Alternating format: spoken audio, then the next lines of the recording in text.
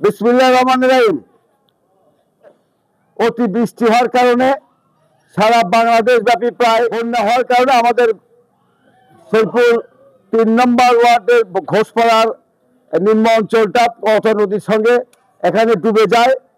তো এখানে সেই ডুবে যাওয়ার কারণে তারা আমার কাছে আসলে যে স্কুলে তাদেরকে মানে থাকার ব্যবস্থা করার জন্য বলা হয়। আমি হেডমাস্টারকে বলে তাদেরকে এখানে থাকার আয়োজন করে দিছি এবং সেখানে সার্বিক সহযোগিতার জন্য আমি হেডমাস্টার স্কুলের পক্ষে বলে দিছি এবং তারা সম্ভবত সব সুযোগ সুবিধা তারা পাচ্ছে।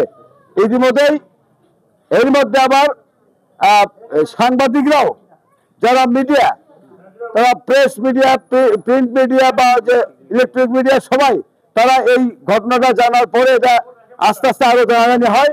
এটা জানাজানির পরে আমাদের মাননীয় সাবেক এমপি গোলাম মোহাম্মদ সিরাজ সাহেব এবং তার ছেলে আসিফ সিরাজ রব্বানী সাহেব তারা এটা লক্ষ্য করে পেপার পত্রিকা দেখে তারা আমাকে বলে যে এরকম তোমার বাড়ির কাছে এরকম বন্যার কারণে কিছু লোকজন মানে আশ্রয় আছে হাই স্কুলে মানবতার জীবন যাপন করছে, তাদেরকে কিছু সহযোগিতা করা দরকার।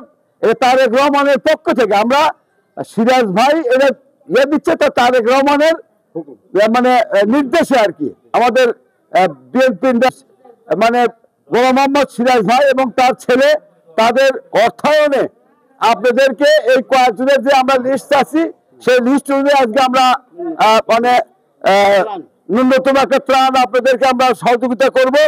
তো ইনশাল্লাহ আমরা সুশৃঙ্খল ভাবে সবাই এই অনুদান গ্রহণ করব এবং আমি যারা এখানে উপস্থিত আছে তাদেরকে সবাইকে বলবো যে যারা অসহায়, যারা বন্যার্থ, আমরা সবাই যেন তাদেরকে সহযোগিতা করি এই আশাবাদ ব্যক্ত করে আমি আমার বক্তব্য শেষ করছি। খোদা হাফেজ। বাংলাদেশ জিন্দাবাদ। শহীদ জামাল হোক। খালেদা জিয়া জিন্দাবাদ। আসসালামু আলাইকুম। আদাব।